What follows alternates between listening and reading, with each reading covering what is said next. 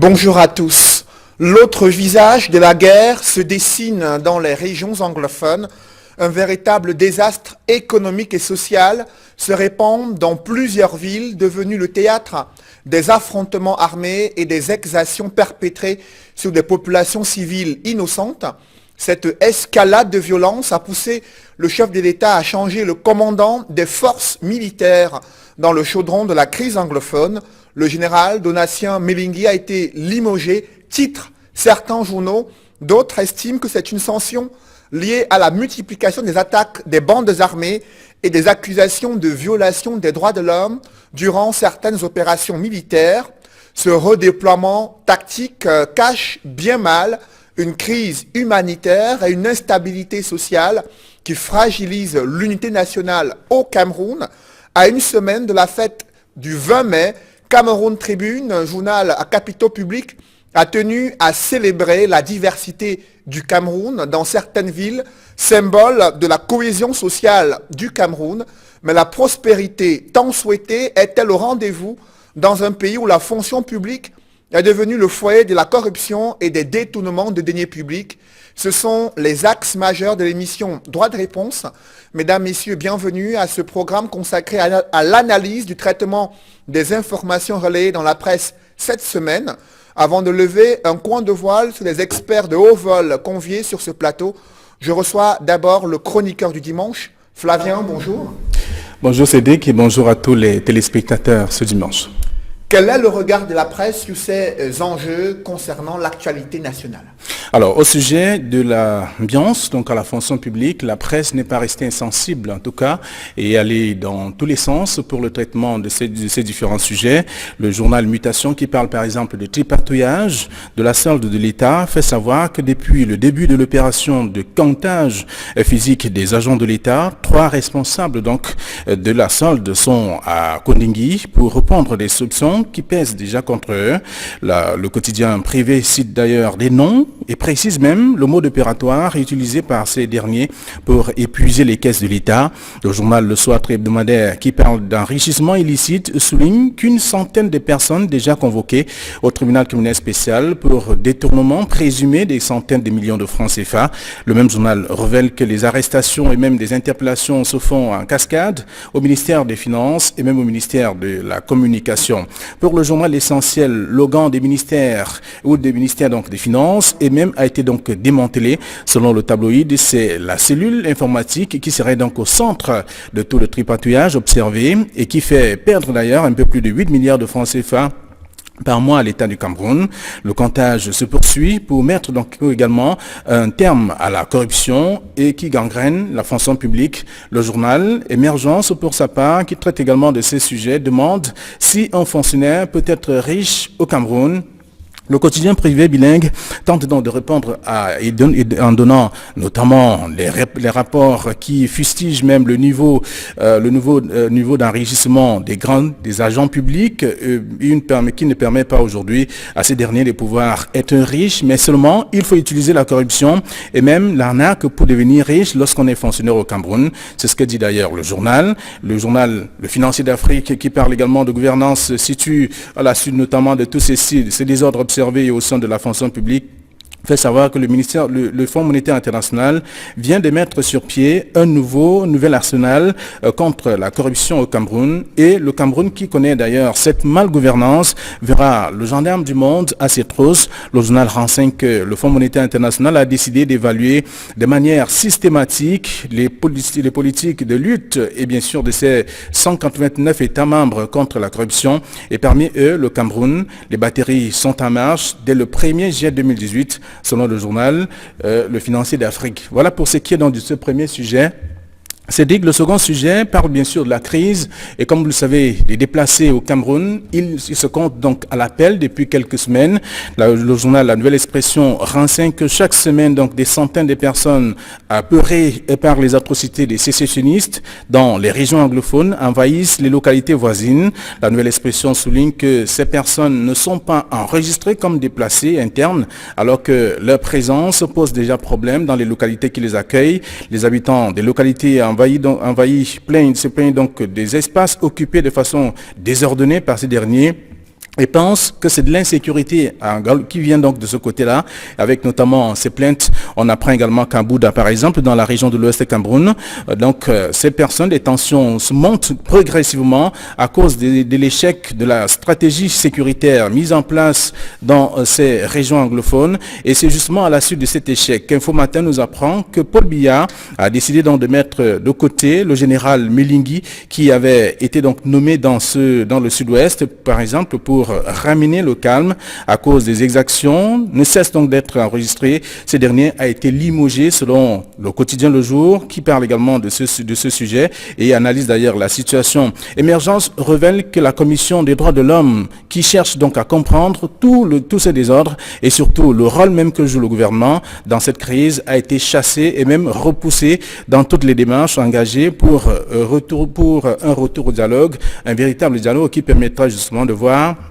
qu'est-ce qui est fait et comment faire pour ramener la paix au Cameroun. À ce titre donc, Émergence fait savoir que la Commission des droits de l'homme craint donc une guerre civile au Cameroun. Voilà le traitement que la presse a réservé à ce sujet. Merci Flavien de nous avoir rafraîchi la mémoire. Je vous souhaite un bon dimanche. Meilleur à vous. Place à présent au panel de droits de réponse sur ce plateau.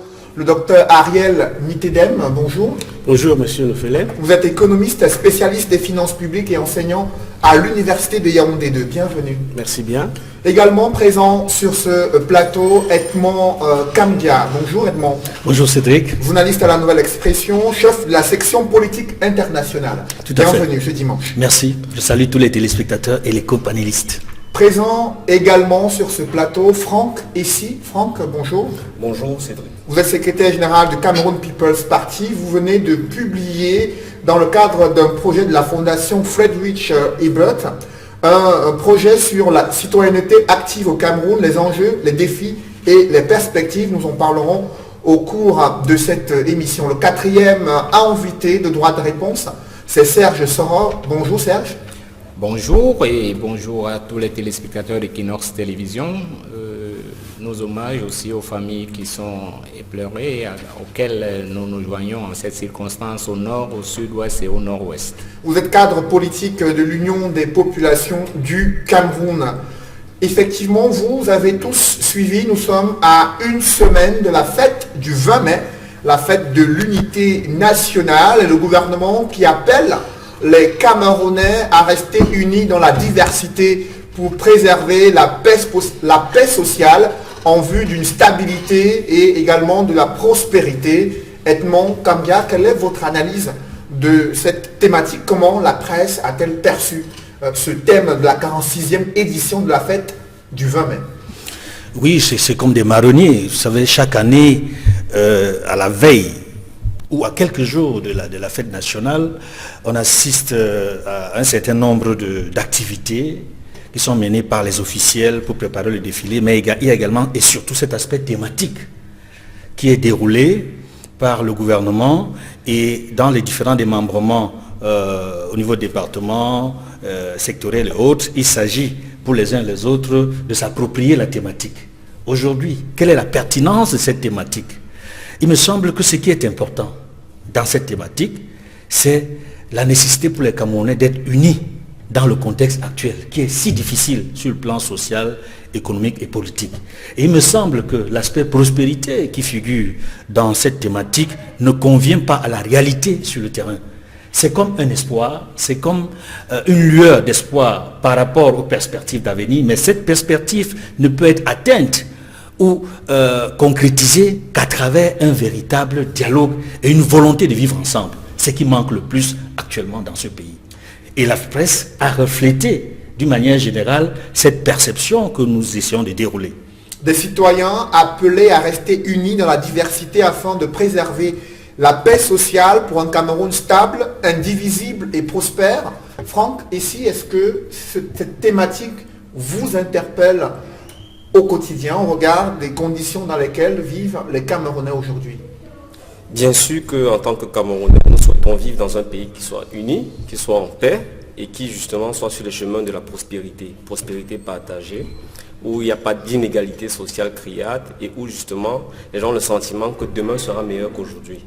Mais il se trouve qu'avec la thématique de cette année, on continue dans une forme de tradition de vœux pieux qui n'a aucun rapport avec la politique concrète que le gouvernement met en place. Parce qu'il faut rappeler que l'unité ne se décrète pas, elle se construit. À partir du moment où le gouvernement de M. Biya a une politique systématique d'exclusion politique, économique et sociale d'une grande partie des Camerounais, il devient peu crédible quand il appelle à l'unité. Nous pensons qu'aujourd'hui, le Cameroun n'a jamais été aussi désuni parce que les indicateurs sont clairs. Si vous avez cette situation sécuritaire du pays, si vous avez cette volonté d'une partie de la population de faire sécession, ça veut dire que l'unité plus que jamais est en danger. Alors ce qu'on s'attendrait à voir, ce n'est pas des thèmes pompeux, une célébration classique, mais à temps difficile, à temps exceptionnel, à temps de crise, il faut d'autres modalités de commémoration de ce qui est important. Nous serons attendus, par exemple, je termine par là, à des véritables assises, à des avancées, à des actions qui montrent qu'on est vraiment des mendiants de la paix, pour reprendre l'expression de quelqu'un qui parle mais n'agit pas beaucoup. Justement, nous en parlerons au cours de cette émission. Serge Soro, sur les indicateurs socio-économiques qui permettent de pouvoir parler d'une stabilité, d'une paix sociale et d'une unité des Camerounais. Est-ce que vous avez cette perception-là? Pas du tout. Moi, je prendrais la question dans le sens contraire, parce que vous voyez, quand les gens donnent un slogan, inversez un peu, essayez de comprendre pourquoi ils l'ont donné, n'est-ce pas parce qu'ils ont constaté eux-mêmes qu'il y a un échec quelque part. Parce que s'ils appellent à l'unité dans la diversité, ça veut dire que leur état actuel de la gestion de la nation camerounaise a mis en péril tout le patrimoine unitaire. N'oublions pas une chose, le Cameroun tel que nous l'avons est fille de l'unité nationale telle qu'elle avait été construite depuis les années 1986, juste après la signature des traités. Parce que c'est l'unité nationale des populations qui vivaient dans l'espace convoité par l'impérialisme allemand qui a créé le Cameroun. Donc le Cameroun est fille de l'unité des peuples convoité par le modèle socio-occidental judéo-chrétien qui s'est accaparé du reste de la planète. Et quand on pose cette question, il ne faut pas se limiter à la superficie. Moi je dis, tous les slogans qu'on essaye de lancer sur la scène publique justifient une chose. D'ailleurs, primo, cette fête est mal placée. L'unité nationale du Cameroun, est-ce que c'est vraiment le 20 mai? Qu'est-ce qu'on célèbre le 20 mai?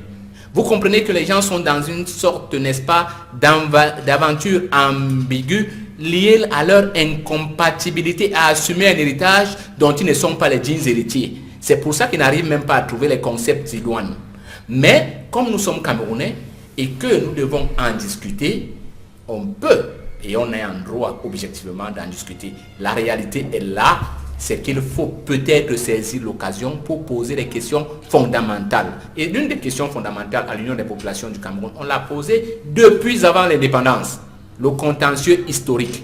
Il fallait d'abord régler justement la question de la réunification, non pas seulement des structures étatiques héritées d'un conflit entre les Anglais et les Allemands et les Français, mais la volonté d'un Cameroun construit par les Camerounais eux-mêmes. Et là, on touche le vrai problème. On entend souvent un discours pompeux là, dans l'un des thèmes que vous allez apporter tout à l'heure. On a entendu de tout et de n'importe quoi sur les plateaux de télévision. La nature de l'État. Les infrastructures des structures héritées de la colonisation sont-elles propres à gouverner le Cameroun qui se veut unitaire, prospère et développé pour les Camerounais? Moi, je pense que c'est une question fondamentale. Justement, l'occasion est donnée de la poser. Merci Serge Soro. Docteur Ariel Nitedem, est-ce que vous êtes universitaire? Le Cameroun est-il actuellement un État stable où règne la paix sociale? Ce sont deux indicateurs évoqués dans cette thématique de la 46e édition de la fête de l'unité nationale. On va dire que la stabilité au plan politique est mise à mal depuis un certain temps avec ce qu'on voit se passer dans les deux régions anglophones de ce pays. Et pour une fois, pour la première fois, on va fêter un 20 mai avec des Camerounais qui sont déplacés. Vous savez bien qu'il y a des Camerounais qui ont quitté ce pays, notamment dans ces régions, qui se retrouvent au Nigeria. Et ils vont fêter leur 20, on va fêter l'unité nationale avec ces Camerounais qui sont hors de ce pays. Cela pose un problème. Les Camerounais ont décidé, comme une nation, à s'unir le 20 mai 1972. Alors, c'est à nous de poser des questions fondamentales. Est-ce qu'on se laisse embrigader par l'histoire ou est-ce qu'on décide d'avancer? Et là, les avis peuvent diverger. Lui, il parle, le panéliste parle du fait qu'en réalité, on ne devrait pas être en train de fêter. Mais je dis ceci, je pense qu'il faut rester positif et se dire qu'on doit respecter la mémoire de ceux-là qui se sont battus pour qu'on ait cette unité en 72 et qu'on pense plutôt à avancer. Alors, si on se met dans cette posture, qu'est-ce qu'il nous reste à faire? Il nous reste à nous assurer que cette unité soit renforcée d'année en année. On ne peut pas en parler d'intégration nationale sans une intégration sociale et économique. Est-ce que cette paix sociale est au rendez-vous au Cameroun? Est-ce qu'au quotidien des Camerounais, vous avez la perception qu'ils sont en paix? Il y a une certaine paix, on peut la qualifier, mais on ne peut pas dire qu'il n'y a pas de paix du tout. C'est vrai que l'absence de guerre, ce n'est pas la paix, c'est vrai, on me le dira, mais il vaut mieux ne pas être, moi je ne pense pas qu'il faut être radical, il vaut mieux regarder la situation froidement. La paix est mise en mal au Cameroun, il y a des germes qui peuvent justement faire basculer cette paix sociale en une crise sociale aujourd'hui. On a des germes et il appartient au pouvoir public de prendre des bonnes décisions. D'abord, de diagnostiquer la situation, de sortir le vrai diagnostic et avant de proposer des solutions. Et je peux dire qu'il y a des solutions au plan opérationnel pour ce diagnostic. On devrait à chaque fois, à chaque 20 mai, faire un état de l'unité nationale au Cameroun. Où est-ce qu'on en est avec l'unité nationale au Cameroun, dès que les Camerounais ont décidé de se donner en 72? Où est-ce qu'on en est? Qu'est-ce qu'il faut poser problème? On devait avoir ce diagnostic chaque année pour permettre d'avancer. Il y a des institutions dans ce pays qui sont moribondes, qui auraient pu prendre ça à bras le corps. Le Conseil économique et social, par exemple, pourrait, à l'heure du 20 mai, nous donner l'état de l'unité, de la paix sociale et de l'intégration économique. Or, aujourd'hui, selon la chapelle politique, on dit qu'il y a paix sociale, les autres disent qu'il n'y a pas du tout, on dit qu'il y a intégration économique, les autres qu'il n'y a pas d'intégration du tout économique. Mais il faudrait une institution qui le dit de façon beaucoup plus pertinente, qui soit indépendante, qui ait des données factuelles pour pouvoir nous situer les Camerounais, pour poser un vrai diagnostic. Et cela va nous permettre d'avancer et sur la forme de l'État qu'on s'est donné.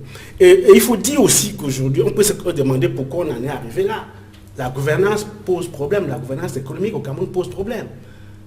Et il n'y a pas que la gouvernance, la croissance économique n'est pas inclusive.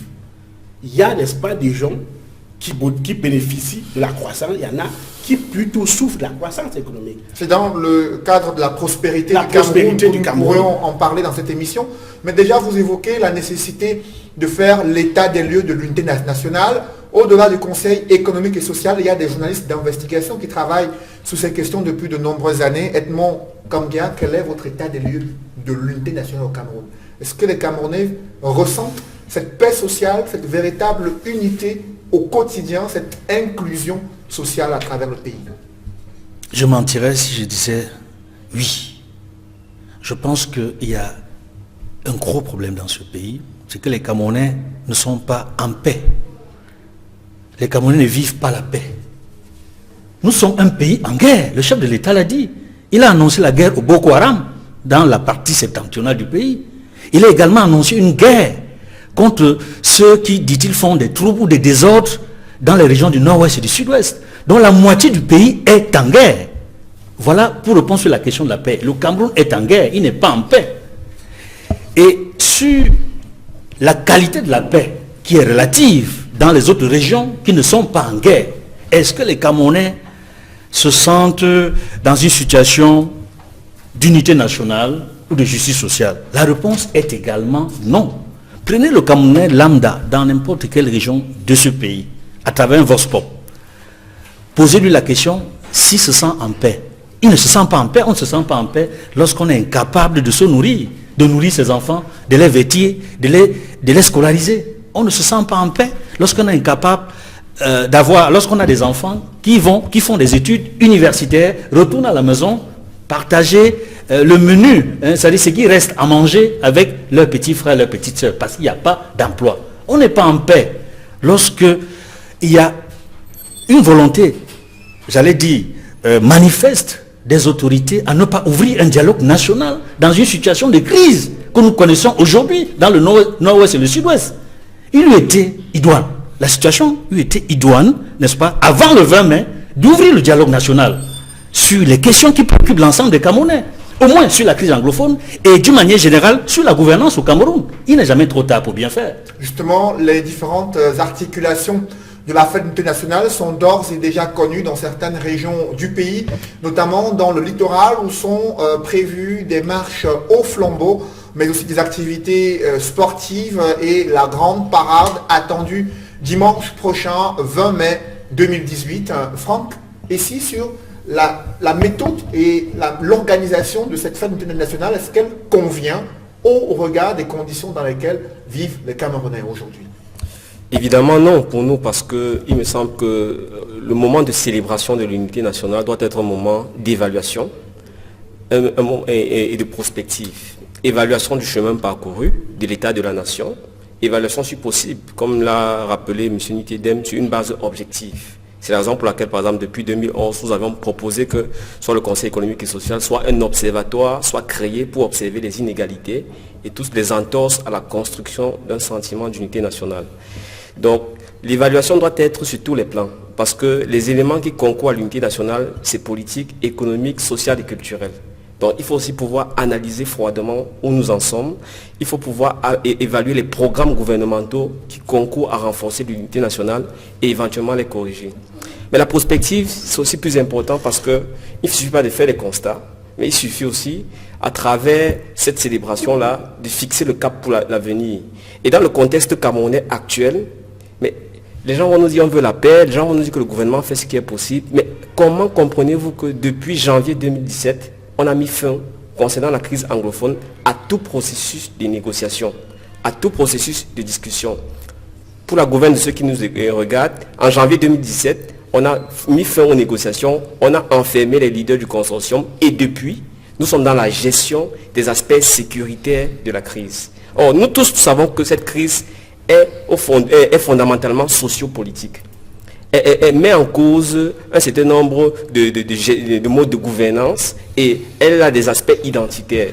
Donc on ne peut pas gérer une telle crise par les seuls aspects sécuritaires. D'ailleurs, que même les militaires nous disent ceci, que dans ce type de crise sociopolitique, il y a souvent 4 phases.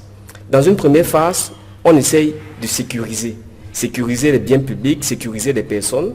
Dans une seconde phase, on essaie de stabiliser, c'est-à-dire que faire en sorte qu'il y ait des escalades, c'est-à-dire que le rythme, l'intensité des actes de violence diminue.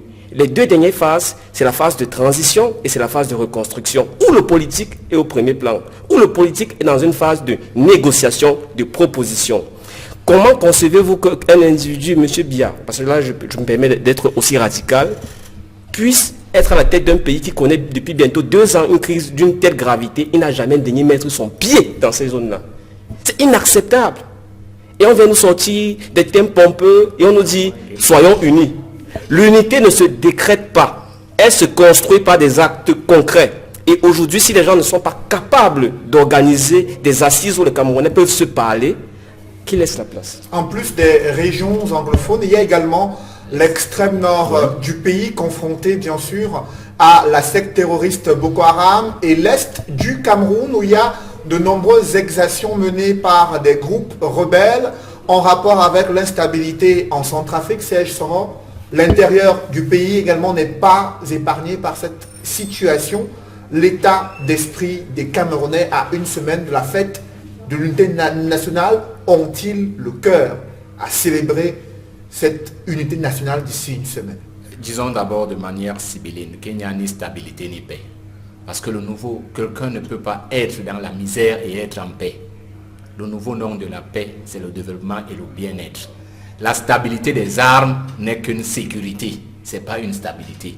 Si vous avez un militaire en faction devant votre maison et vous dites que vous êtes content, allez expliquer ça à quelqu'un d'autre. Le modèle de célébration actuel n'est pas approprié. Parce que, comme vous venez de le dire, nous avons au moins 4 régions qui sont en insécurité totale. Où on sait qu'il y aura des régions ou des arrondissements où il n'y aura pas de défilé.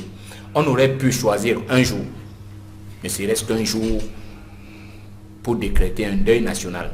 à la mémoire de toutes les victimes qui sont tombées, civiles et militaires, de ces différends qui sont, je le répète, la résultante de 60 ans d'échecs. Le professeur Nitedem avait expliqué inexplicable. Face à une maladie aussi grave que celle que nous sommes en train de vivre, ne faisons pas la langue de bois. Ce ne sont pas des solutions. Quand vous avez une maladie, il ne faut pas confondre les cosmétiques avec les produits thérapeutiques. Vous dites qu'il faut évaluer l'état de la nation avec le Conseil économique et social. Vous avez déjà lu un rapport du Conseil économique et social? Pourquoi vous voulez tromper les Camerounais, les mener dans une voie qui nous perd du temps alors que la situation est grave? Nous avons des gens qui ont échoué. Ce n'est pas nous qui le disons, ils l'ont dit eux-mêmes. Ils sont incapables de payer. Attendez, faisons permettez-moi de faire justement un petit diagnostic. Vous avez votre domicile, vous dites qu'il est complet, mais quand vous voulez cuisiner, vous allez dans la cuisine du voisin. Est-ce que c'est normal? Vous voulez vous doucher, vous allez dans la douche du voisin. Est-ce que c'est normal? Quand ceux qui nous gouvernent veulent se soigner, ils vont ailleurs. Quand ils veulent éduquer leurs enfants, ils les envoient ailleurs. Quand ils veulent aller en vacances, se reposer, ils vont ailleurs et ils vous disent que nous avons un pays... Durant cette semaine, Cameroun Tribune a fait des reportages dans plusieurs villes. Je vous en prie. Dans plusieurs villes, Cameroun Tribune a fait des reportages dans plusieurs villes du Cameroun qui, selon ce journal, reflètent la diversité, la cohésion sociale et le vivre ensemble au Cameroun.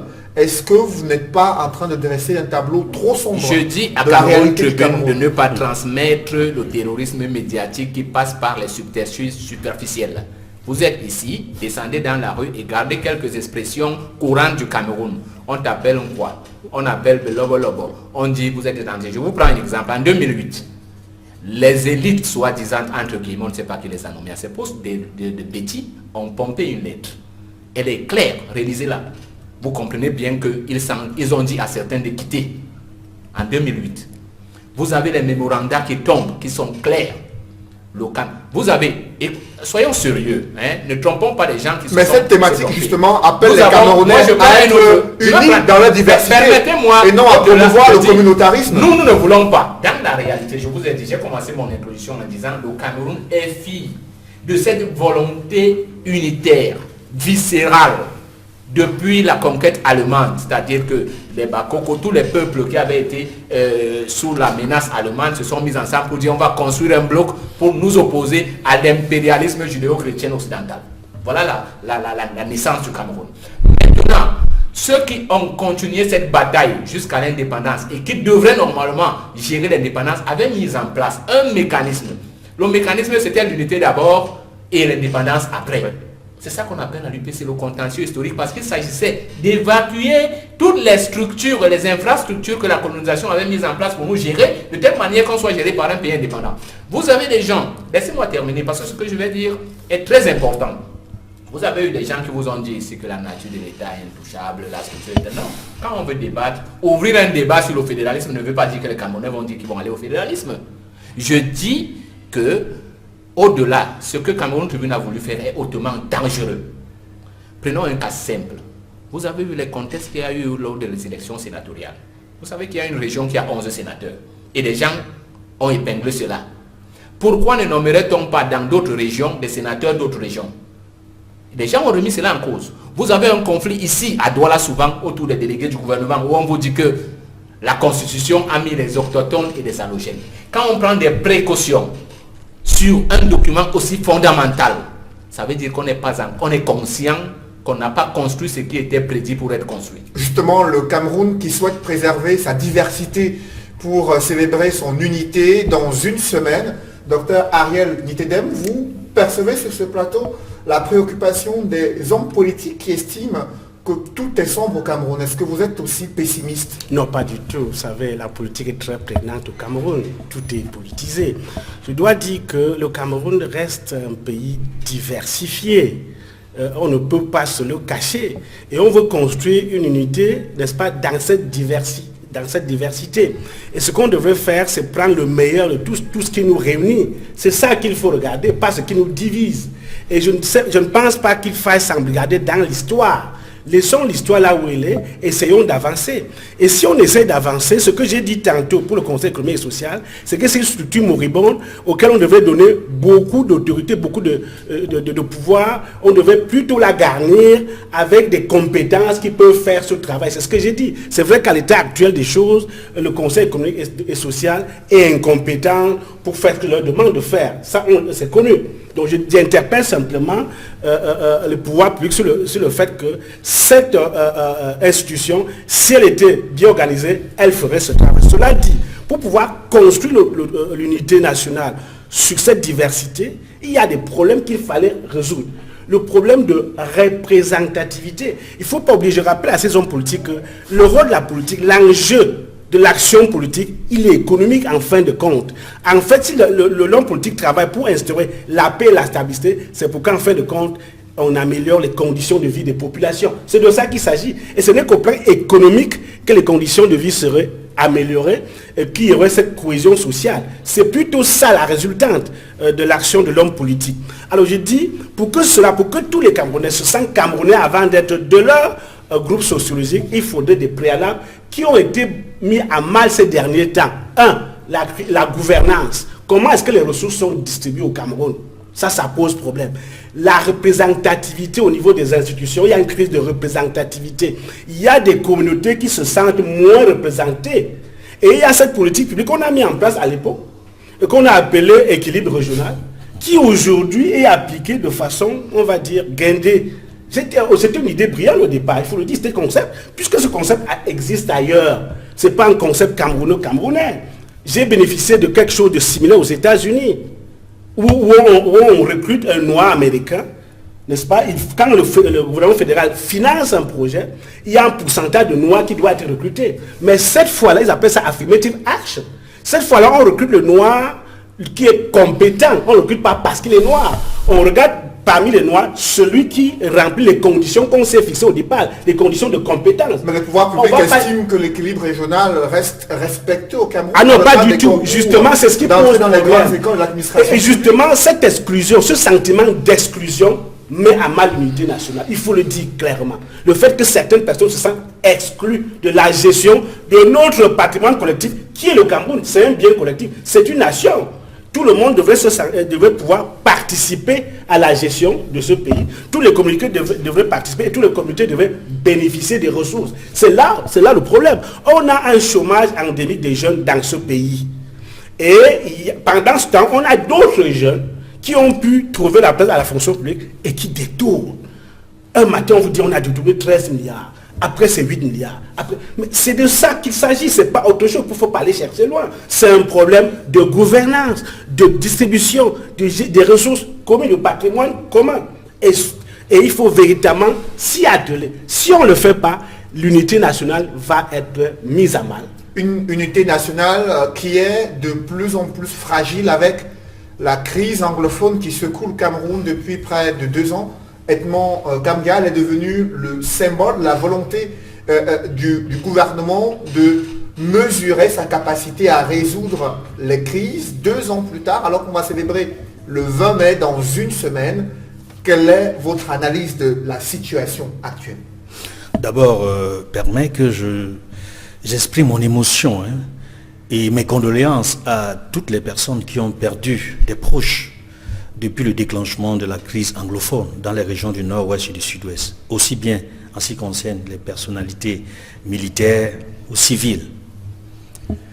Permets-moi également de dire ma compassion à tous ces réfugiés, ces dizaines de milliers de réfugiés camerounais, ils sont plus de 50 000 au Nigeria, qui vivent dans des conditions désastreuses, malgré, n'est-ce pas, le soutien du HCR, qui fait de son mieux avec l'État nigérian.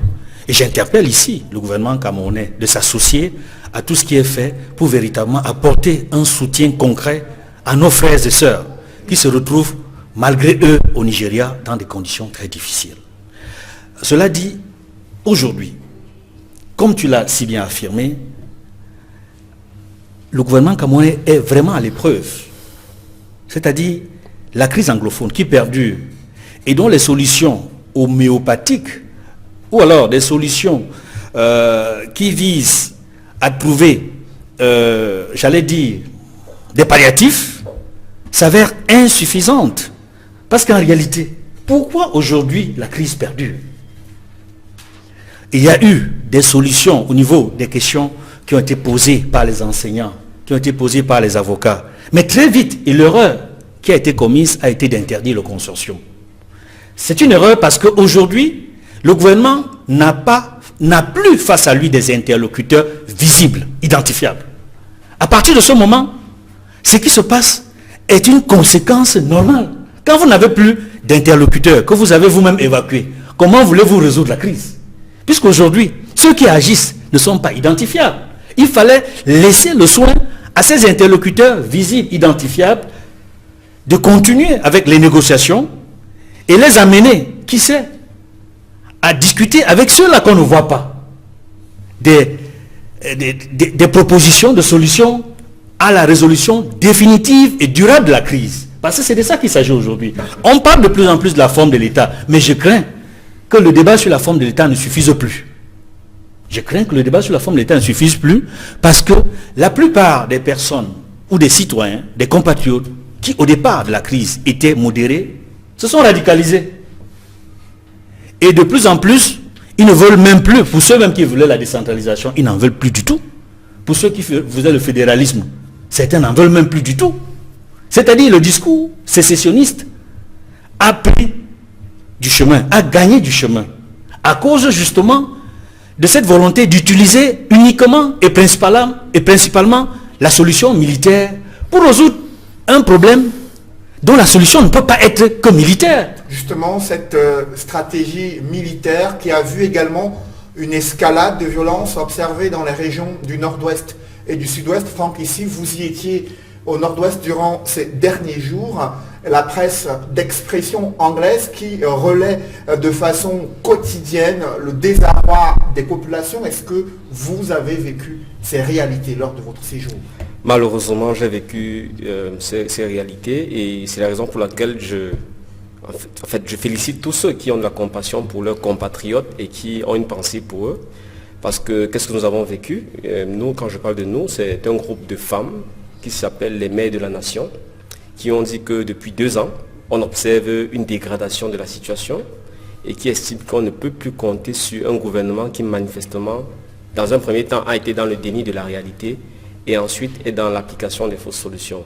Elles ont décidé de prendre les responsabilités en tant que simples citoyennes et d'aller à la rencontre de tous les acteurs pour leur dire faisons taire les armes et renouons le fil du dialogue. Donc, elles sont descendues avec nous dans ces régions où on a pu constater plusieurs choses. Premièrement, contrairement à ce que une certaine presse, certains médias disent, la situation se dégrade. Les ghost towns persistent. Nous sommes allés en plein ghost town dans le cœur, au niveau du nord-ouest de cette contestation qui est la ville de Batibo, qui a connu 2 enlèvements de représentants de l'État, le sous-préfet, le délégué régional des affaires sociales. Et à côté, nous sommes allés visiter un village où, quand on dit qu'il ne faut pas être pessimiste, c'est en ça que vraiment on a été agréablement surpris. On a vu d'autres Camerounais qui prennent le soin d'autres Camerounais victimes de cette crise. Nous sommes allés dans un village qui s'appelle Ewo, où le chef et l'ensemble de ses collaborateurs accueillent depuis le 11 février 2018 795 personnes qui fuient à la fois les exactions, pas seulement des sécessionnistes, mais en grande partie malheureusement de nos forces de défense. Je ne le dis pas parce qu'on veut salir le gouvernement, on sait que ce travail n'est pas facile, mais malheureusement dans cette escalade de la violence, il arrive que peut-être des troupes sur le terrain, je ne sais pas si c'est une politique délibérée, mais on observe, il y a des images qui le prouvent, s'en prennent aussi aux populations. Elles font là-bas des punitions collectives. C'est-à-dire quoi? Pour que les gens nous comprennent, lorsqu'on tue par exemple, ce qui est regrettable, condamnable, une force de défense de façon atroce, il arrive qu'elles mènent des actions de représailles. Si elles arrivent dans un village où on soupçonne que les auteurs du crime figurent, au lieu de mener une enquête, elles s'en prennent à toutes les populations de façon indifférenciée, ce qu'on appelle les punitions collectives. Et nous avons vu des familles traumatisées. Nous avons vu des gens qui ont perdu des personnes dans ces fuites-là, et cette situation-là, malheureusement, n'est pas prise en charge par les services de l'État. Donc ces déplacés internes se débrouillent. Certains vivent dans les forêts. On a vu des enfants dont les membres sont mangés par des animaux parce qu'ils dorment à la belle étoile. On a vu des choses atroces. J'ai vu par exemple une dame qui a perdu son fils, qui depuis 2 mois n'arrive pas à sortir un son de sa bouche. Parce que chaque fois qu'elle parle, elle veut s'exprimer, ce sont les larmes qui coulent. Elle est traumatisée. Donc tout ça pour dire quoi? Pour dire qu'aujourd'hui, il y a une première urgence qui est une urgence humanitaire. Et nous appelons vraiment toutes les bonnes volontés à se mobiliser et comme les autres citoyens, à prendre en charge les autres Camerounais. 2, nous interpellons maintenant l'ensemble des Camerounais pour dire ceci. Peut-on se dire unis? C'est-à-dire qu'un seul peuple, lorsque des personnes sont dans cette situation et nous ne changeons rien à notre vie au quotidien. Je donne l'exemple par exemple pour nous les politiciens. Imaginez que nous sommes ici à Douala. Vous voulez être député, maire à Douala. Et que Douala est le théâtre de tels événements, de telles violences, de telles souffrances. Est-ce que vous pensez que votre priorité serait d'aller dans ces familles et pleurer pour dire inscrivez-vous sur la liste électorale? Est-ce qu'il n'y a pas une urgence à entraîner d'abord une désescalade? Est-ce que ces hommes politiques ne peuvent pas, pour une fois, mettre l'intérêt des populations, l'intérêt de la nation avant leur propre intérêt? Est-ce qu'on ne peut pas poser des préalables? Et est-ce que, soyons froids, vous parlez de l'analyse froide, à la lui ouvrons les choses, il y aura même des élections là-bas. Et si nous sommes prêts à aller des élections, peu importe ce qui se développe dans cette zone-là, est-ce que quelque part nous ne sommes pas en train d'entériner la sécession? En ce sens que nous disons à ces personnes-là, que peu importe ce qui leur arrive, il faut préciser que le gouvernement estime que la situation est toujours sous contrôle, mais Serge Soros, au regard de ce tableau que vient de peindre Franck Essi sur la situation dans les régions anglophones devenues le symbole de la fragilité de l'unité nationale, est-ce que vous avez le sentiment que le discours du gouvernement et les stratégies qui sont mises en œuvre permettent justement de stabiliser, comme l'a plusieurs fois dit le président de la République, stabiliser ces régions du nord-ouest et du sud-ouest? Non, la politique actuelle du gouvernement ne peut pas stabiliser l'ancien Cameroun occidental, appelons-le ainsi. Parce que lorsque cette crise a commencé, nous avons vu des diplômés enseignants venir dans des plateaux dire qu'il n'y a même pas de crise anglophone. On a vu des gens venir expliquer des inexplicables. Comme je vous disais dans une autre approche tout à l'heure, les Camerounais souvent, les gens à qui nous confions l'éducation de nos enfants refusent d'analyser la réalité avec les arguments scientifiques qu'ils ont allé emprunter auprès des autres éminents savoirs dans des pays où ça marche et où il y a eu ces crises et où on les a résolues. Le problème de la crise dans le Cameroun occidental n'est pas une simple question de remise en mal conjoncturelle d'un état de fait. C'est une crise qui perdure depuis longtemps. Je vous ai dit qu'en 1959, l'UPC a dit qu'allons d'abord à l'unité avant d'aller à l'indépendance. Comme ça, on aura le soin de mettre en place la nature de l'État qui nous convient, les infrastructures et les structures qui nous conviennent. Ceux qui nous gouvernent actuellement, qui étaient contre toutes ces démarches et qui veulent vous raconter maintenant qu'ils savent ce qu'il faut faire, après avoir été incapables de faire quoi que ce soit pendant 60 ans, sont hors jeu. Ils sont hors jeu. Il y a une grave crise à la fois institutionnelle, structurelle et même représentative. Comment vous pouvez être sénateur d'une région en guerre? Les gens qui sont au Sénat du Nord, ils foutent quoi là-bas? Excusez-moi du terme, je dis bien ils foutent quoi là-bas? Ils sont dans un pays en guerre. Ce qu'il a dit est même poli. Vous savez, nos forces de l'ordre, nos pays africains ont souvent... C'est comme à la sortie de l'indépendance. Les guerres, moi je suis dans une région où il y a eu la guerre d'indépendance. Il y avait des camps de concentration. Ceux qui conseillaient nos gouvernements appliquaient des méthodes qu'ils ont appliquées ailleurs et pour lesquelles on a condamné des gens des crimes contre l'humanité. Et vous savez que ceux qui conseillent nos forces de l'ordre viennent d'un certain pays où ces pratiques sont de vigueur. Et ils disent qu'il est fort. Et on vous dit qu'ils sont bien formés. Je vous dis ceci. Il n'est pas bon qu'il y ait la guerre. Je sais de quoi je parle. Je sais de quoi je parle. Il n'est pas bon qu'il y ait la guerre. Mais face à l'impasse, peu importe l'issue, je ne veux pas savoir si quelqu'un sera vainqueur ou si quelqu'un sera vaincu. Certes, la démarche voudrait qu'on sécurise nos frontières, qu'on sécurise les populations, mais il faut qu'on en discute entre Camerounais en se regardant dans les yeux. Parce qu'il y a d'abord un fait. Ne nous trompons pas, ne faisons pas la politique de l'autruche, nous ne sommes pas d'accord. On est d'accord, soyons au moins d'accord sur le fait qu'il y a des Camerounais qui ne sont pas d'accord entre eux sur une question. La forme de l'État, et les structures qui nous gouvernent. Soyons d'accord sur cette question, ne la fuyons pas. Maintenant, est-ce que le dialogue va aboutir à ce dont certains ont peur parce qu'ils veulent s'éterniser au pouvoir? On ne sait pas, mais ouvrons-le. Avant d'arriver au dialogue, permettez au docteur Ariel Nitidem de mesurer l'impact économique de cette guerre dans les régions du nord-ouest et du sud-ouest. Vous qui travaillez sur ces questions-là, comment appréciez-vous actuellement la situation économique dans ces deux régions anglophones qui étaient quand même des zones assez prospères pour des entreprises nationales et multinationales? Oui, tout à fait. Et je dois dire, avant de répondre à votre question, qu'il est de la responsabilité de tous ceux qui prennent la parole dans les espaces publics de s'assurer que leur langage apaise et, au lieu d'attiser. C'est très important que nous ayons ça à l'esprit. Cela dit, l'impact, il est financier, il est économique et financier.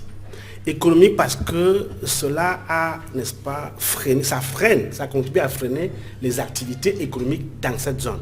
Les activités de production, de transport, de distribution des biens et services ne se déroulent pas normalement dans ces deux zones. Et nous savons bien que le Nord-Ouest nous donne accès au Nigeria, notre grand voisin. Et entre-temps, c'est la première puissance africaine au plan économique, avait un grand marché. Entre-temps, ils ont dévalué le Nara, nous n'avons pas pu en profiter.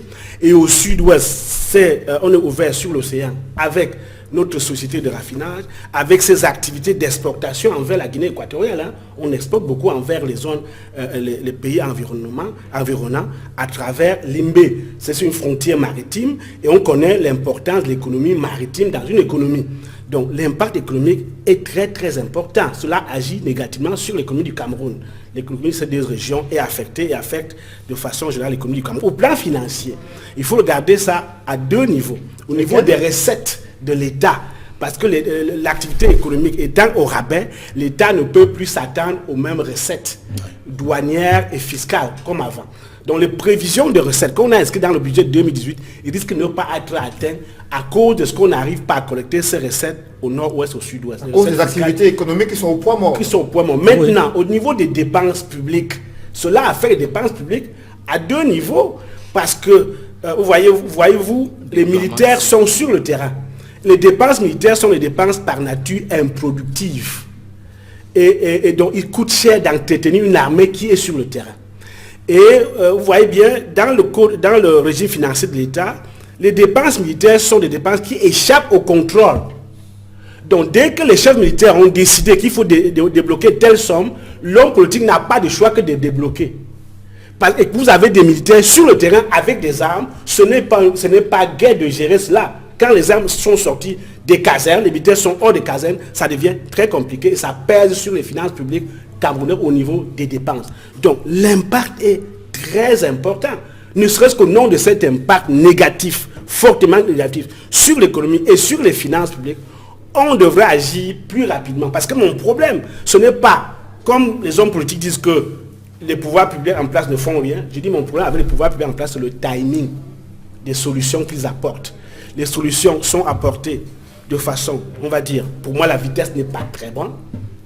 On est là à agir et les effets, justement, prennent du temps pour avoir leur impact sur le terrain. Le chef suprême des armées a néanmoins réagi puisqu'il a changé le commandant de la 21e brigade d'infanterie motorisée dans la région du sud-ouest, le général Melingui, qui était remplacé par le colonel Diotsa. L'information a fait la une de plusieurs journaux. Edmond Kamgia, la presse a parlé de limogeage, de sanctions. De quoi il s'agit concrètement?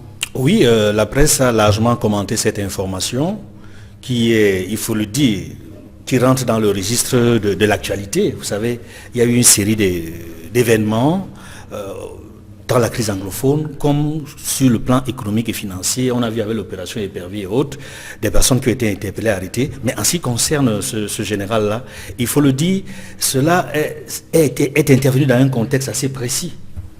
Et puis, il faut le lire sous un double angle. Il y a un angle qui, il faut le dire, est sur le plan militaire. Le chef de l'État est le commandant suprême des forces armées. Donc, il y a des décisions qu'il doit prendre à des moments précis. Et il faut y voir une décision éminemment stratégique. il y a également un autre aspect de la décision qui tient compte du contexte international. Vous savez qu'il y a eu des rapports des organismes internationaux, notamment Amnesty International, qui ne cessent de pourfendre le Cameroun sur la question des droits de l'homme, notamment des exactions qui sont commises par des forces de sécurité. Donc il fallait un savant dosage, il fallait faire un savant dosage pour prendre cette décision-là. D'abord sur le plan stratégique, parce qu'il y a des faits qui amènent le chef de l'État à prendre la décision. On a vu clairement, à partir des faits, que les soldats, ou alors tous ceux qui agissent sur le terrain comme force de sécurité, ont face à eux une défense solide des sécessionnistes, ou alors de ceux qui se prétendent être des sécessionnistes. C'est-à-dire c'est très difficile, et j'allais même dire que le fait qu'il y ait beaucoup de soldats qui sont assassinés, qui sont tués dans des conditions inimaginables, amène bien sûr le chef de l'État à prendre une décision comme celle-là pour revoir, n'est-ce pas, la meilleure stratégie à utiliser pour faire face à cet obstacle. Je disais, le second point est également important, parce que le Cameroun ne vit pas dans un cocon. Il faut également répondre à toutes ces institutions, ces organismes internationaux, ces ONG internationales qui ne cessent de critiquer le Cameroun sur le respect des droits de l'homme. Et dans ce cas précis, si cet aspect a pu influencer le chef de l'État, je crois que ça a eu un côté positif. Il faut préciser que la mission qui avait été assignée au général en charge de la 21e brigade d'infanterie motorisée il y a 10 mois, c'était de sévir contre l'insécurité grandissante dans la région du sud-ouest, protéger les populations et contrôler la zone frontalière avec le Nigeria. Franck, ici, est-ce que cette mission a été atteinte? Elle a été remplie selon la feuille de route qui avait été donnée? Manifestement non. Manifestement non, parce que vous convenez avec moi que tous ces jours, on observe un pic de la violence, notamment dans la zone qui était sous le commandement de cet officier. Parce qu'il y a des enlèvements, il y a des assassinats qui continuent. Et malheureusement, il y a ce phénomène de punition collective qui est en fait la machine à fabriquer des personnes radicalisées. C'est-à-dire que chaque fois qu'on vient brûler des villages, chaque fois que de façon indifférenciée, on ramasse tout ce qu'il y a comme jeunes, comme hommes dans des villages, on est en train de radicaliser des gens, malheureusement. C'est vrai que c'est complexe parce que c'est une, si vous voulez, situation de guerre asymétrique, si on peut utiliser ce terme. Parce que ceux qui se réclament de la sécession de l'Amazonie ne sont pas encore constitués avec un commandement qui couvre un territoire forcément bien défini. Et il y a Ils sont également parfois dans la d'autres population. bandes armées Voilà. qui profitent de la situation. Mais ça n'explique pas ou ça ne justifie pas qu'on se livre à des punitions collectives. Il faut préciser que le ministre de la Défense a déclaré lors d'un échange avec un diplomate américain que le Cameroun n'est pas un mauvais élève en matière de respect des droits de l'homme.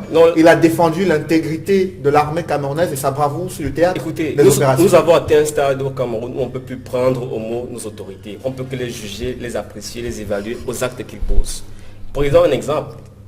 Qu'est-ce que votre chroniqueur disait en début d'émission concernant la Commission nationale des droits de l'homme et des libertés du Cameroun? Elle est refoulée par les autorités, que ce soit administrative, que ce soit militaire, lorsqu'elle veut investiguer. Qu'est-ce qu'elle disait dans ces 2 derniers rapports? Que l'État du Cameroun ne respecte pas les droits de l'homme.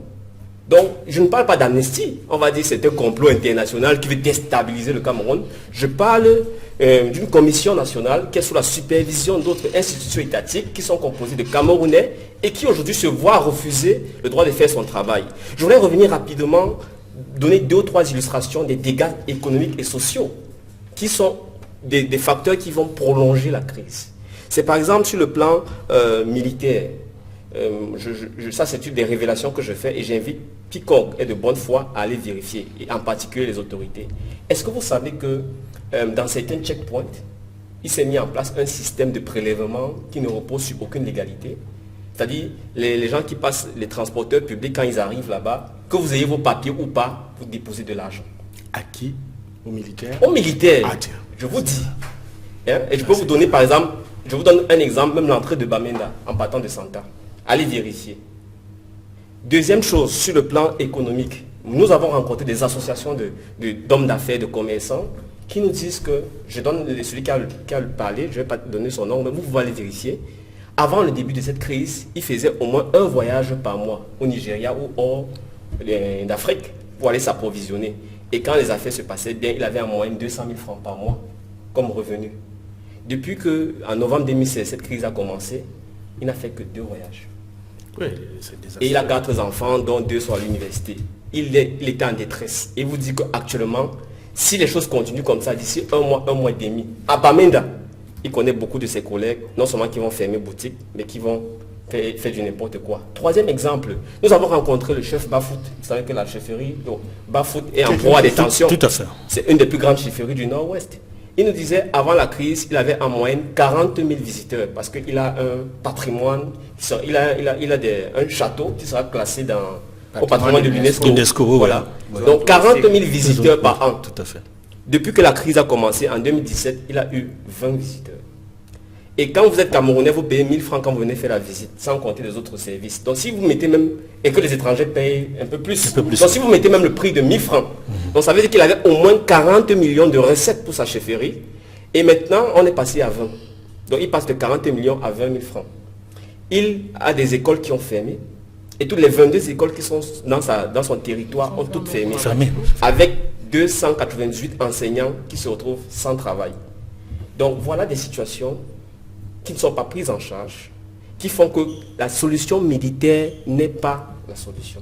Précisons que cette localité de Bafout se trouve dans une zone d'insécurité selon une carte qui a été dressée par les représentations diplomatiques au Cameroun. Vous le voyez sur cette carte, une bande rouge au niveau des frontières entre la région du sud-ouest, de l'ouest, également la Damawa et l'extrême nord, qui sont fortement déconseillés aux différents ressortissants étrangers au Cameroun, selon les chancelleries qui sont installées dans le pays. Mais CHSO, les indicateurs sur lesquels se base cette communauté internationale ne sont pas les mêmes pour les Camerounais qui estiment qu'il y a possibilité de vivre avec une aisance assez importante à travers le pays.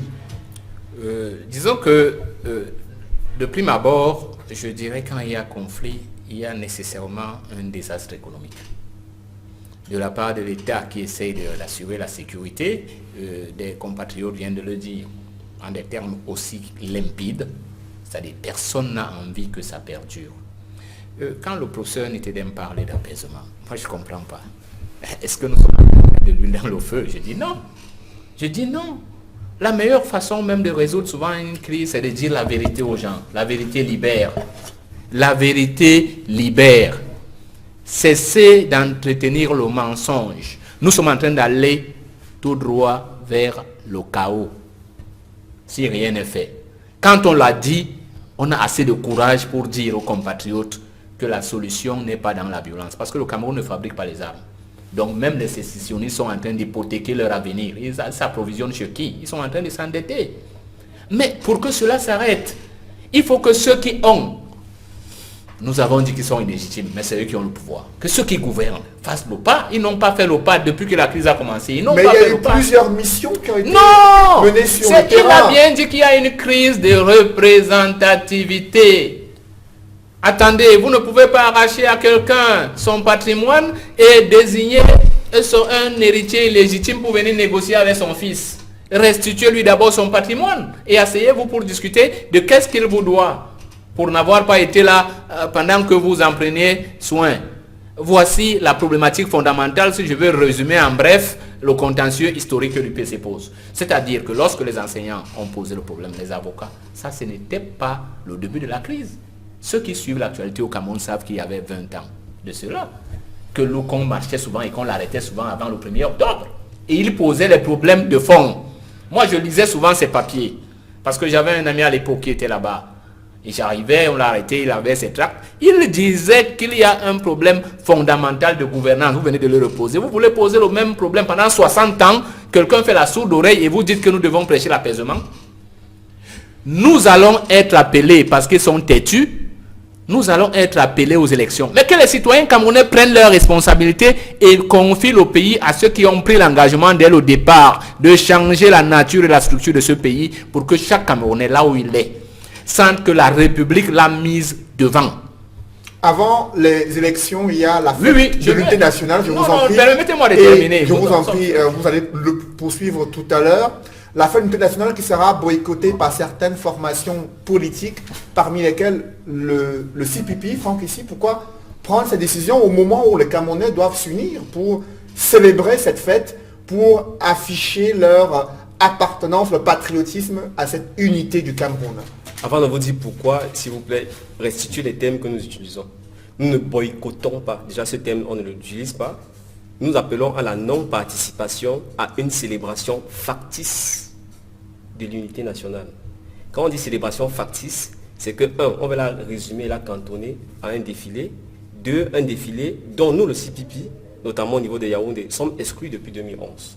Raison pour laquelle nous avons dit que, parce que nous croyons en l'unité réelle du Cameroun, nous avons dit par exemple, il n'y a pas deux CPP, il y a un CPP. Il n'y a pas un CPP qu'on permet de défiler à Yaoundé et un autre, qu'on ne permet pas de défiler à Yaoundé et un autre qu'on permet de défiler hors du Cameroun. Donc ça, c'est la première raison. La deuxième raison, c'est que, on l'a évoqué depuis le début de l'émission, regardez l'état du pays. Quel est le sens, quelle est la signification d'aller se livrer à des agapes inappropriées alors que le pays brûle? Et essayons un peu, si vous voulez, de laisser un peu les gros thèmes, les analyses macro et de penser en nous mettant à la place des autres. Si vous étiez, votre enfant, votre maman, votre frère était victime déplacée interne, même pas morte, comme le sont les personnes dans l'extrême nord, comme le sont les personnes dans le sud-ouest et le nord-ouest, vous pensez que vous serez de gaieté de cœur aller à la place de la Besseke à Douala, sous le soleil, hein? Est-ce que vous trouverez que c'est la meilleure manière de parler de l'unité nationale? Donc nous restons constants et cohérents. Nous disons que, en fait, il y a d'autres manières de faire et ce n'est pas en participant à ces agapes fictives et factices qu'on va résoudre le problème. Docteur Ariel Niétedem, il reste tout de même que l'unité nationale, c'est le moment où les Camerounais doivent afficher leur patriotisme face à toutes ces velléités sécessionnistes et séparatistes qui sont observées à travers le pays. Oui, disons qu'un parti peut avoir moins d'expression et penser ne pas participer à une célébration pour une raison ou pour une autre. Tant que les arguments tiennent la route, c'est ce qui est important. C'est le moment, c'est un moment grandiose pour le Cameroun, c'est l'unité nationale, c'est le moment indiqué pour afficher son patriotisme, comme vous avez dit. Mais je reviens sur un panéliste qui est revenu sur ce que j'ai appelé apaisement, parce que j'ai dit, ceux qui ont la chance de prendre la parole en public doivent plutôt veiller à ce que leur discours apaise au lieu d'attiser. C'est très important. Pourquoi? Parce qu'au Cameroun, aujourd'hui, on vit une crise de confiance. Le peuple, il y a une crise de confiance entre le peuple et les dirigeants. Et le langage de ceux qui prennent la parole en public doit plutôt travailler dans le sens de rattraper ce déficit de confiance. Le déficit de confiance, on le connaît. Il est né de ce problème de mauvaise gouvernance, de corruption qu'on vit au Cameroun. Il est né de ce problème de crise de représentativité. Il est né de ce problème de non-participation à la gestion des affaires de l'État. Ça, c'est connu. Et je dois profiter pour saluer le colonel qu'on vient de nommer. On n'a pas suffisamment constaté que le haut commandement a considéré qu'en matière militaire, les compétences d'un colonel et celui d'un général sont interchangeables. Parce qu'on a remplacé un général par un colonel. Ouais. Alors, il faut saluer ce colonel à qui on donne cette responsabilité. Le colonel Diotsa, David Diotsa, qui va désormais commander la 21e brigade d'infanterie motorisée dans la région du D'accord. Donc, j'en profite pour dire que sa mission, je me demande bien s'il n'a pas hérité d'une patate chaude. Parce qu'en réalité, la solution n'est pas militaire.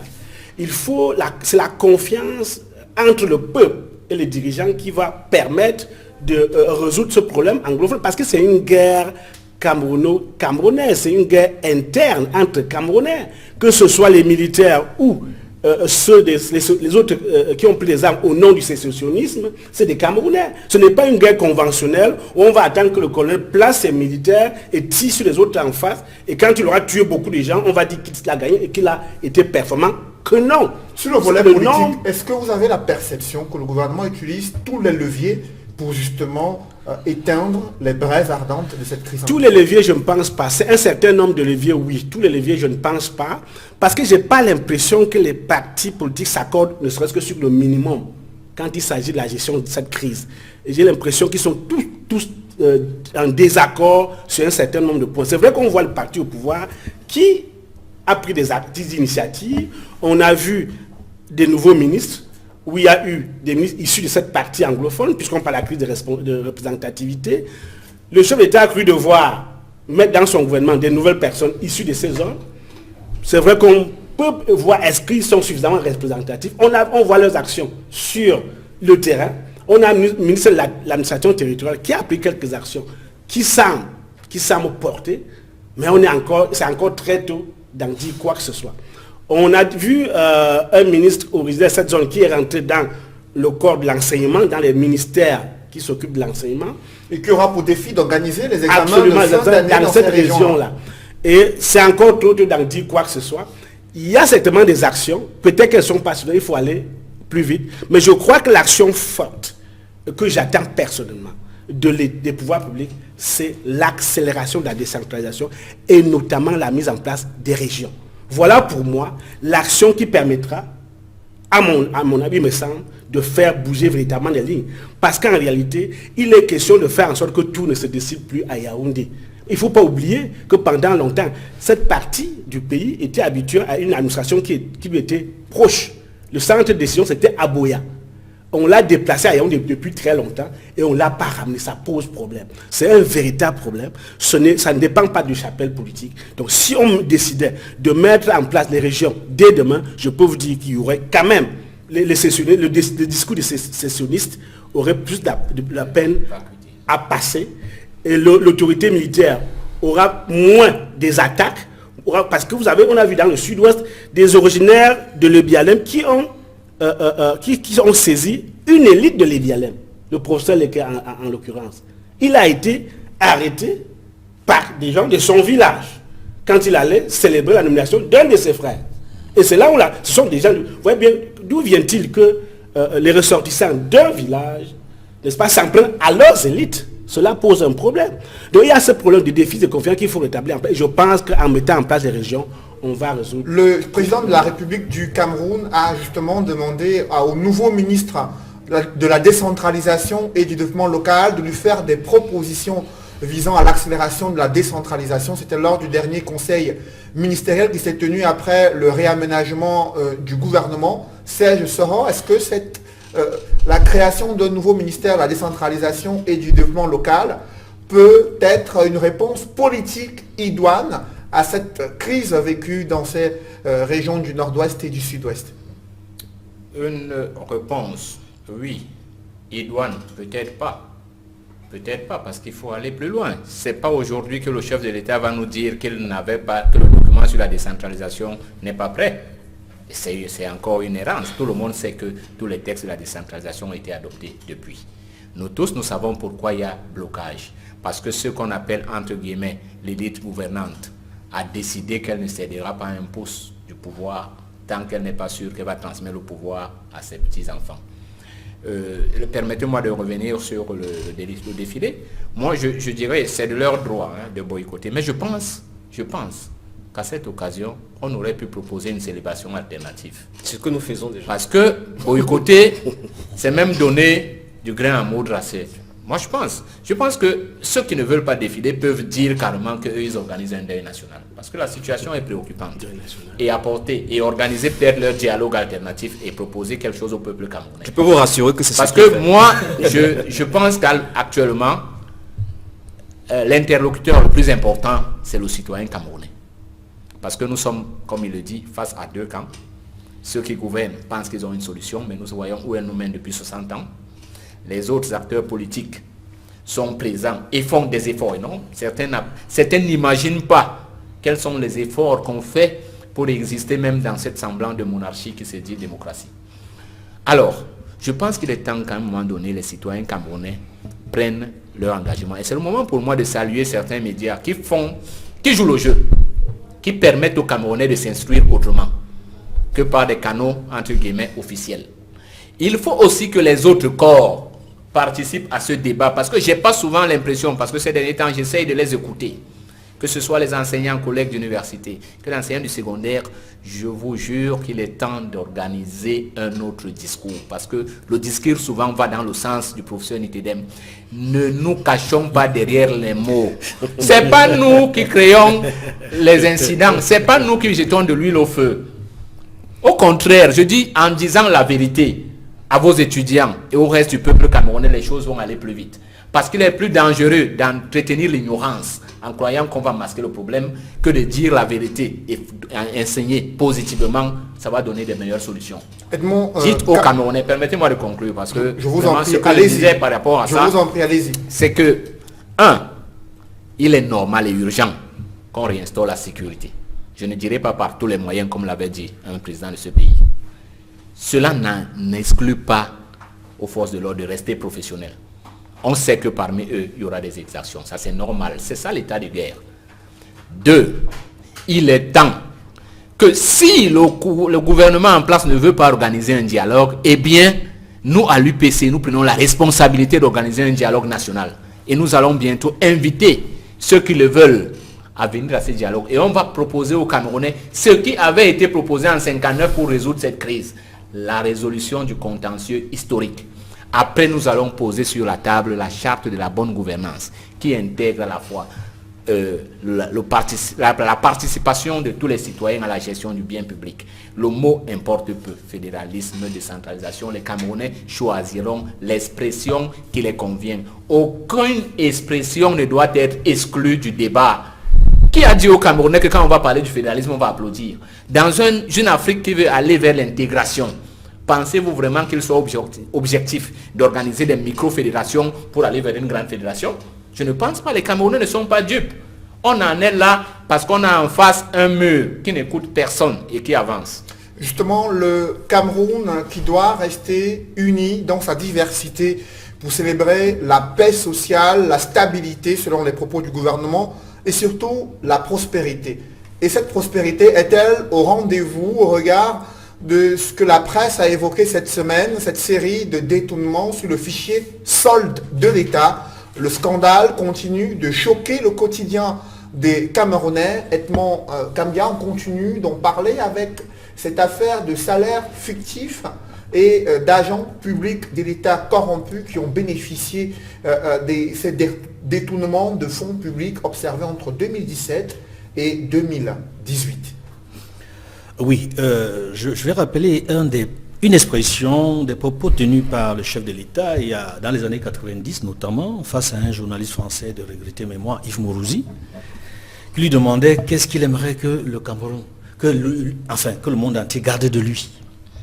Il disait que, Paul Biya disait, je souhaiterais qu'on garde de moi l'image de l'homme qui a apporté la démocratie et la prospérité au Cameroun. Fin de citation. C'est pour évoquer la prospérité. Quand il a pris le pouvoir le 6 novembre 1982, dans son premier discours, il disait que son illustre prédécesseur lui léguait un pays prospère. Sommes-nous un pays prospère aujourd'hui? La réponse est non. Pourquoi, selon vous? Mais justement, le fond de ta question nous amène au cœur du sujet. Tout à l'heure, vous parliez de tout ce qui se passe au niveau du fichier solde, l'assainissement des finances publiques, et notamment au niveau du fichier solde. Ces personnes qu'on interpelle, qu'on arrête, ces détournements qui ne cessent pas, cette corruption qui ne cesse pas. Cela montre à suffisance que les idéaux que le chef de l'État a proclamés si bien le 6 novembre 1982, mais il n'a pas veillé à son application. Rigueur, moralisation, libéralisation, justice sociale et tout y quanti. J'aimerais dire ici, sur ce point précis, qu'en réalité, l'opération en cours est une bonne chose. L'opération en cours est une bonne chose. Mais est-ce qu'il fallait attendre que les vannes soient largement ouvertes, que ces détournements se poursuivent ainsi pendant des décennies, parce qu'il faut le dire, pendant des décennies, pour en arriver là, pour se rendre compte que des milliards sont en fumée, ont disparu. Donc il faut s'interroger et dire qu'en réalité, si le chef de l'État a sa responsabilité dans ce qui se passe, il veut se racheter, il faut dire également que cette situation aurait pu être évitée. Et c'est en cela que nous pensons que la presse a joué un rôle fondamental. Malheureusement, elle n'a pas été écoutée par les dirigeants, elle n'a pas été écoutée par les gouvernants. Parce que c'est depuis au moins 1992, lorsque le ministre de la fonction publique de l'époque, Garga Hamanadji, chasseur de baleines, avait sollicité du chef de l'État la possibilité de traquer les baleines. À l'époque, son ministère, c'était le ministère de la fonction publique et du contrôle de l'État. Vous savez quelle a été la réponse du chef de l'État? Il a supprimé, il a divisé la partie contrôle de l'État de la fonction publique. Et Garga Haman a dit qui aujourd'hui, qui travaille à la CONAC aujourd'hui, a estimé que le chef de l'État ne lui a pas fait confiance, alors il avait remis sa démission. Et depuis ce temps, je parle de 1992, notamment le mois d'août 92, de 92 à aujourd'hui, si vous évaluez ce que le Cameroun a perdu en termes de détournement de fonds publics, en termes de corruption, en termes de tout ce qui interpelle et appelle à régler la question de l'opération Épervier, vous vous rendez compte que le Cameroun a beaucoup perdu. Une opération d'assainissement des finances publiques qui cristallise l'intérêt de la presse. Ariel Ntedem, vous êtes spécialiste des finances publiques. Est-ce que les pouvoirs publics sont en train d'agir de leur propre volonté ou sous pression des bailleurs de fonds internationaux? Oui, disons que la présence du FMI depuis 2017 nous donne l'impression que ce qu'on voit là, n'est-ce pas, est imposé par le FMI à travers le programme économique et financier qui a été signé, n'est-ce pas, qui s'adosse sur un programme élargi de crédit. Alors on a l'impression que cela donne parce que ce programme a été mis en place sur la base de certains indicateurs qui devenaient inquiétants. Le déficit notamment, du déficit budgétaire qui est passé de 2% du PIB en 2015 à 6% en 2016. C'est-à-dire que le Cameroun dépensait plus qu'il n'en recevait, plus que ses ressources le lui permettaient. Et il y a le compte d'opération qui permet d'assurer les importations qui s'étaient aménagées de façon drastique, dramatique même. C'est sur cette base que le Fonds monétaire a décidé de signer ce contrat, ce programme avec le Cameroun et d'autres pays de la sous-région. Aujourd'hui, cette action s'inscrit dans la résorption de ce déficit budgétaire. Et on voit bien qu'en 2017, après que le FMI s'est installé, ce déficit est parti de 6% à 3,75%. Et aujourd'hui, ça s'accélère. Il faut quand même être honnête pour reconnaître que ce qu'on voit au ministère des Finances aujourd'hui n'est pas nouveau.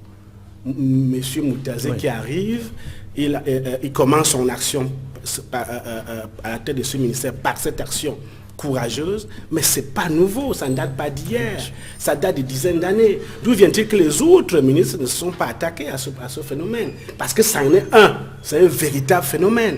S'il y a deux phénomènes qui plombent l'économie camerounaise, c'est deux choses, c'est le chômage des jeunes et la corruption au sein de la fonction publique. Restons sur le cas de la corruption. Il y a une étude de l'INS qui dit justement que 20% des recettes de l'État sont emportés, on va dire comme ça, par les actes de corruption dans le cadre de l'acquisition de la commande publique, ce que vous appelez marché public. C'est une étude de l'INS qui le démontre. Et vous voyez bien, dans la commande publique, 20% de recettes de l'État s'en vont. Sur 4 milliards, vous pouvez calculer le cinquième de 20%, ce que ça donne. Et aujourd'hui, on voit bien que la solde de l'État en prend une bonne partie. L'année dernière, on était à 945 milliards. Pour un budget de 3500 milliards, 945, c'est 4200 milliards l'année passée, 945 milliards ont été utilisés juste pour payer la solde d'État pour les fonctionnaires. Et on se rend compte que beaucoup qui ont perçu, qui ont émargé, n'est-ce pas, dans cette somme, ne travaillent pas, sont fictifs. Non seulement il y a cela, mais il y a des avantages indus. Vous savez, quand on donne à un jeune recrue, enseignant de lycée, des avantages d'un général d'armée, c'est très fréquent dans cette administration. Pourtant, tout cela est géré sur des applications informatiques. Mais comment comprendre justement, alors qu'il existe des organes de contrôle qui ont été mis en place par le gouvernement, l'ANIF, le contrôle supérieur de l'État qui allait à la présidence de la République à présent, et certainement des différents mécanismes de contrôle dans les ministères, les différentes administrations publiques. Comment comprendre que ces détournements de fonds prospèrent malgré l'existence de ces organes, malgré la création du tribunal criminel spécial qui condamne lourdement les détourneurs de fonds publics? Oui, il faut dire que ces organes existent mais ne sont pas véritablement opérationnels. Il faut le dire clairement. L'organisation, on voit bien, toutes sont rattachées à la présidence. Le contrôle supérieur de l'État, c'est un ministère rattaché à la présidence de la République. La CONAC rend sa copie à la présidence de la République.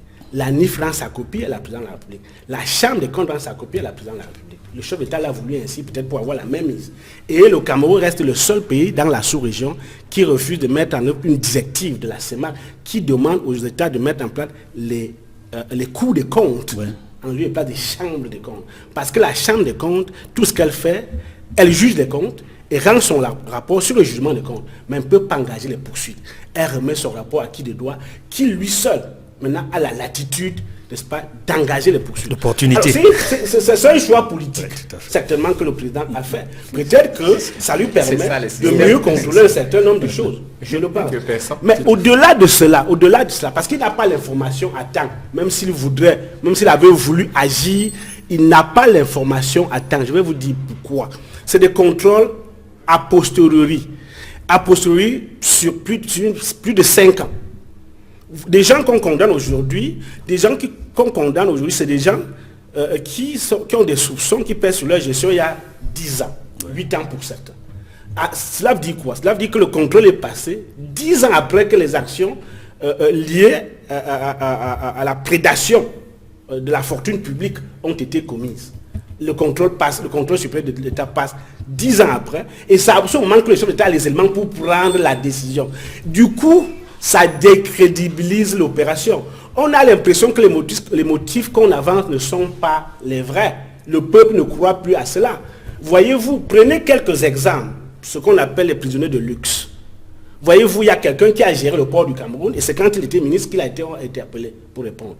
Il y a quelqu'un qui a géré la direction des impôts, c'est quand il était ministre qu'il a été interpellé pour répondre. Vous voyez bien, et ça c'est un problème. Non seulement ça rend l'opération peu efficace, parce que ça ne protège pas véritablement la fortune publique. Ça arrive un peu tard, quand les prédateurs sont passés par là. Justement. Et de deux, le peuple n'a plus confiance aux motifs qu'on avance. On a l'impression que c'est pour des motifs politiques. Pourtant, c'est avéré. Pourtant, cela, c'est avéré, il y a eu des détournements. La fonction publique qui est devenue le foyer de la corruption et des détournements de fonds publics, Serge Soro, est-ce que vous partagez cette conclusion de la presse concernant cette opération d'assainissement des finances publiques qui est en cours au Cameroun? Il n'y a pas d'opération d'assainissement des finances publiques. L'opération Antilope a été lancée il y a 25 ans. Et contrairement, c'est vrai qu'il y a des structures de contrôle, mais la corruption au Cameroun n'est pas un accident. C'est un système mis en place pour contrôler ceux qui gouvernent avec le président. C'est lui qui l'a entretenu. C'est un système hérité de ceux qui lui ont légué la République. On vous met en place. Je prends un cas simple. Il y a des pays dans le monde où, même quand vous êtes en fonction, vous ne pouvez pas prendre la fortune publique pour aller en vacances avec votre famille. Mais ici, tout le monde le sait, qu'ils ont ce qu'ils appellent les fonds de souveraineté. Tout le monde sait comment ça se passe pour qu'on vous fasse un marché public. Que même le tissu économique, entre guillemets, qu'on a, le tissu industriel qu'on a, est lié à la bourgeoisie administrative créée par le politique. C'est-à-dire que nos pseudo-hommes d'affaires que nous avons dehors entretiennent tous les réseaux de corruption. Ils vont vous le dire tous les jours. Que les sociétés, des entreprises d'État. Moi, je vais vous prendre un cas simple, ok, pour comprendre que la corruption, qu'on cesse de fatiguer les Camerounais. Parce que rigueur et moralisation, ça c'est laxisme et paupérisation depuis toujours, on le sait. Paix et prospérité, ça c'est guerre et pauvreté, on le sait. Voici des pays qui ont une banque centrale, ok? Ils ont des entreprises d'État. Vous vous imaginez qu'un chèque d'une entreprise d'État vienne impayer? Est-ce que vous vous imaginez? Ça ne se comprend. Aucun professeur de finance ne peut me l'expliquer. Parce que qu'est-ce qui se passe quand vous déposez votre chèque dans une banque normale? On vous donne de l'argent. Après, on adresse le chèque à qui de droit. Si dans le cas d'une société d'État, cela arrive impayé, bien on dépose le chèque à la banque centrale. La banque qui a pris ce chèque le dépose parce que c'est un droit. Le chèque, c'est de l'argent. Dans ce pays, on fait croire au chèque que le chèque n'est pas l'argent. Moi, je ne comprends rien. Alors, la corruption. La corruption ne peut pas se résoudre par un saupoudrage à nom d'oiseau. Épervier, faucon, aigle, qu'on fasse tout ce qu'on veut, ce n'est pas la solution. La solution se trouve dans le système qui a été mis en place pour gouverner ce pays avec la corruption et les corrompus qu'il faut démanteler. L'antilope est morte il y a 25 ans, l'épervier va mourir bientôt. Merci Serge Soro. Franck, ici, que faut-il faire pour sortir de cet état de corruption qui gangrène l'administration publique au Cameroun et affecte les performances économiques du pays? Je dirais deux choses. Il y a une solution systémique, durable, que nous mettons sur la table depuis 3 ans maintenant. Parce que nous, on a fait tous ces diagnostics sur le plan économique, social et culturel. Et on arrive à la conclusion que ce pays a plus que jamais besoin d'une refondation. et le processus par lequel cette refondation est possible, ce que nous, au niveau du mouvement Stand Up for Cameroun, on appelle une transition politique démocratique. C'est-à-dire quoi? C'est-à-dire que nous pensons qu'il est légitime, il est démocratique de demander le départ de ce régime, même avant un processus électoral, parce qu'on n'a pas besoin forcément d'arriver à ce terme-là lorsqu'on constate l'état dans lequel le pays se trouve. Parce qu'ils ont fait la preuve de leur incapacité, de leur impuissance. Mais surtout, le plus important, c'est qu'on a besoin d'assises nationales où nous allons rediscuter de tout ce qui, aujourd'hui, divise le pays, le bloque. Et au sortir de ces assises-là, refonder les institutions, réécrire la Constitution et permettre, à travers de nouvelles élections, l'émergence d'un vrai leadership. Maintenant, la deuxième chose que je dirais pour sortir aux Camerounais, c'est que, c'est comme Marx le disait, il ne sert à rien d'analyser le monde de mille et une manières. Ce qui importe, c'est de le transformer. Et pour citer Oumniobé, plus proche de nous, il disait, il ne sert aussi à rien de condamner l'injustice et l'arbitraire d'un système si l'action n'est pas organisée pour y mettre un terme.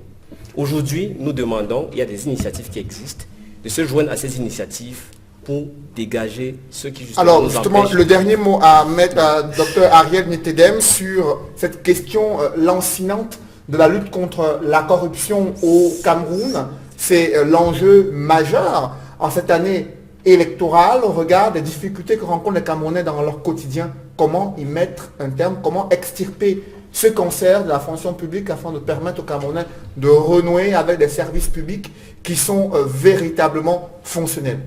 Il faut donner beaucoup de pouvoir politique au ministre des Finances pour mener cette opération qu'il a engagée au bout. Parce qu'il faudrait beaucoup de courage et un soutien politique fort pour qu'il arrive. Sinon, il n'y arriverait pas et on ne va pas assainir. On va se retrouver en train de refaire la même chose. Deux, il faut mettre en avant la compétence dans la gestion des affaires publiques. Moins de politique, mais l'homme qu'il faut à la place qu'il faut.